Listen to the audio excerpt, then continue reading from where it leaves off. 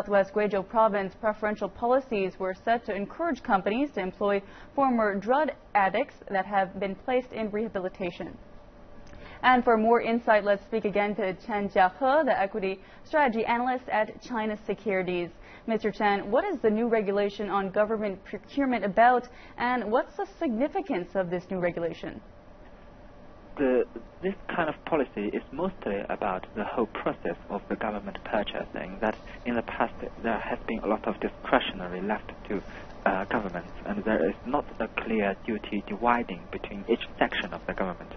That therefore left a lot of discretionary power to every level of the government, and therefore boosted some part of the corruption which we have saw.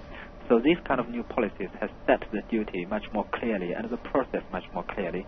Discretionary power has certainly been reduced. The reason the government has been doing this is that we have saw the new government has been focusing a lot on reducing the corruption, on correcting all the legal systems and the government policies ever since it has been launched. So we have saw a lot of evidences on that. I mean, one of the things is that the new government has been doing a lot on controlling the entertaining activities of the government, and we have saw the price of the Maokai, which is the Chinese alcohol, has been dropping from about 2,000 a bottle to about 1,000 a bottle, which is because demand has been dropping a lot. That is, government entertaining activities has been cut severely, and I think that's why the policy is here.